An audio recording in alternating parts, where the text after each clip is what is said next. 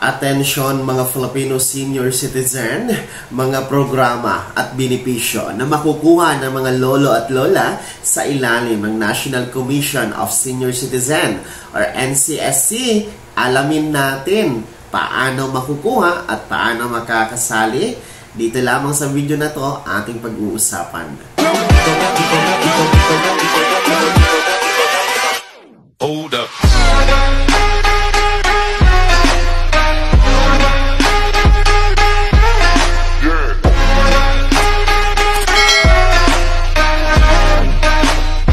Hello mga ka-vlogs! Welcome dito sa aking YouTube channel. Magandang araw po sa lahat ng mga manonood. Saan po kayong dako sa mundo? Kumusta kayo mga ka-vlogs?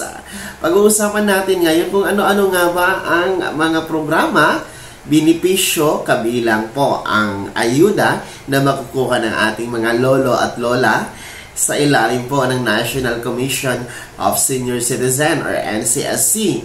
Paano nga ba ito makukuha? Magkano naman kaya? Mamaya-maya atin niyang tatalakayin. Pero bago ang lahat, kung bago ka pa lang dito sa aking YouTube channel, o di kaya hindi ka pa nakasubscribe, i-click niyo muna ang ating subscribe button na nasa baba.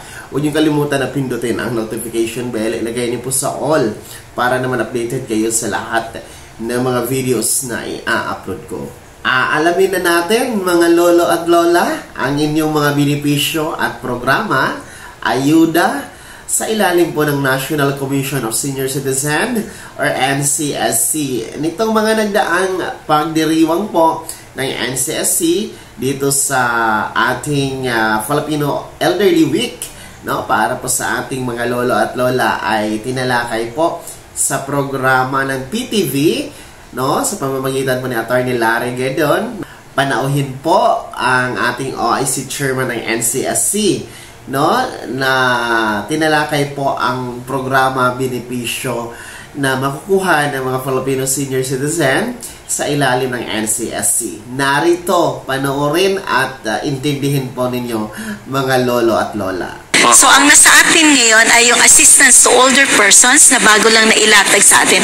But soon to come, for January of next year already, dahil yung budget na sa atin na would be the expanded centenarian cash gift. Ito yung batas na pinirmahan ng ating Pangulo nitong February 28 at naging batas siya March 17 of 2024. Okay. Which is, when you reach the milestone of 80, 85, 90, and 95, tatanggap ka ng 10,000 cash gift from the government. So, hiwalay pa ito pag ikaw ay naging centenarian. Okay. So, the expanded centenarian cash gift, the centenarian cash gift will now be with NCSC effective January 1, 2025. Okay. So, ang implementation ay nasa commission na? Yes po. Pero ito linawin ko lang na halimbawa, naging 80 ka, meron ka ng 10, and then pagdating mo ng 85, another 10. Yes. Hindi ito one-time gift lamang.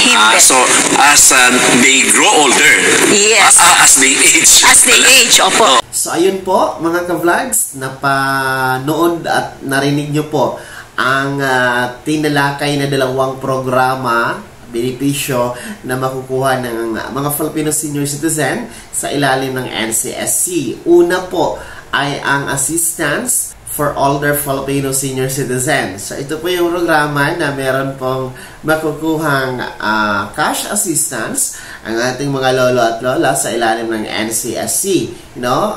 Kung meron po kayong mga emergencies, no, mga calamities, or need nyo po ng assistance, no, na makukuha from being a senior citizen, abay, pwede kayong lumapit sa NCSC para maka-avail kayo ng assistance for older Filipino senior citizen, mga ka-vlogs. Pangalawa po na tinalakay na benepisyo at programa na nasa ilalim ng NCSC ay ang Expanded Centenarian Act, mga ka-vlogs, na magbibigay ng 10,000 pesos na cash gift para sa mga lolo at lola natin na 80, 85, 90 at 95 years old. So, Expanded Centenarian Act, no, isang batas po yan na pinirmahan ni dating Pangulong Rodrigo Roa Duterte. No?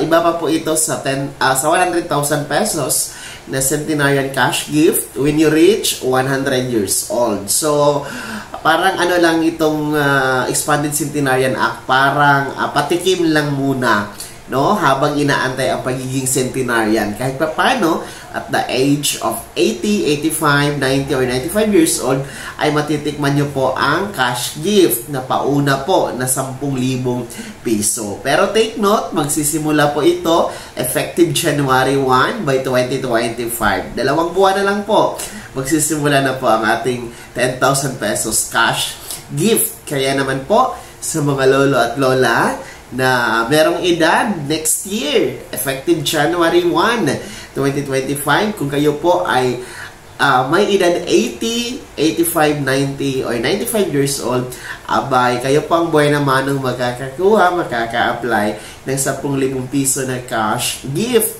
or cash incentive, no, na bigay po ng gobyerno, no? Nasa ilalim na po yan ng NCSC, no, hindi na po yan sa DSWD. As per discuss ng OIC chairman, no, na si Dr. Mary Jean.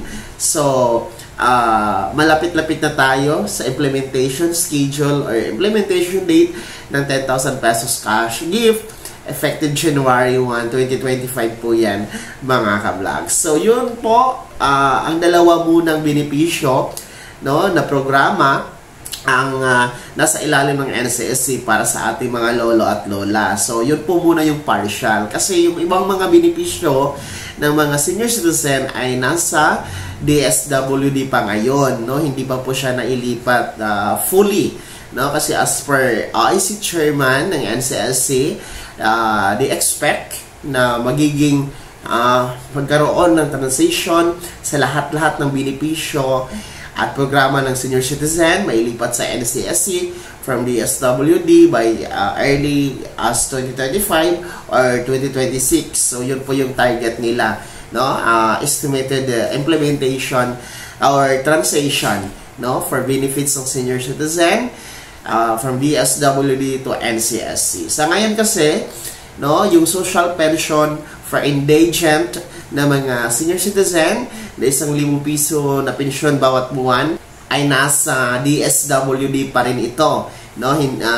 Sila pa po ang nangangasiwa nito, yung social pension. So, antayin natin ang transition kasi ililipat po talaga yung social pension doon sa NCSC, mga ka-vlogs. And of course, the Universal Social Pension Bill, kung magiging batas, ay ang NCSC na din po ang mangangasiwan niyan. So, as of now, partial lamang po itong dalawang benefits na hinahandle ng NCSC. Ulitin ko, the number 1 is the assistance for older Filipino senior citizen. And number 2, the Expanded Centenarian Act or yung 10,000 pesos cash gift para sa mga lolo at lola na may edad 80, 85, 90 at 95 years old, mga ka-vlogs. Kaya naman po, sa pagkakataong ito ay inanyayahan muli natin ang lahat ng mga senior citizen dito ka man sa Pilipinas o nasa abroad, basta Filipino senior citizen, baka hindi pa po kayo nagpa-register sa NCSC database, abay mag-register na kayo, mga vlogs, dahil sa ngayon nasa malapit 7 million na po ang mga nakarehistro sa database ng NCSC as to date, mga ka-vlogs. So, ang website po ay ang www.ncsc.gov.ph. Mahalaga po talaga na ang inyong impormasyon ay mapasok sa database ng NCSC sa pamamagitan ng pagpaparehistro. Online lamang yan, mga ka-vlogs. Pero, pwede din po kayong pumunta sa OSCA office na nasa LGU ninyo para magpa-assist or magpatulong na irehistro kayo, ha? Para sa mga hindi alam magparehistro online. Ulitin ko, the website is www.ncsc.gov.ph. Kaya naman, mga senior citizen, mga ka-vlogs, ano po ang inyong komento regarding dito sa dalawang programa partial na nasa NCSC ngayon, yung assistance to older Filipino senior citizen and 10,000 pesos cash gift. Ano po ang komento nyo regarding dito? Masaya ba kayo na meron na talagang programa na hinahandle ang NCSC Sa ngayon, nakarehistro na ba kayo sa NCSC database? I-komento nyo na po sa comment section na nasa baba. Bago ako magtapos sa video na to, kung gusto niyo pong sumuporta sa aking YouTube channel, maaari niyo pong i-click ang ating super thanks button na nasa baba. Sa mga gusto maging miyembro, pwede po i-click yung mga ating join button. Maraming perks dyan mga ka-vlogs. Mamili lamang kayo.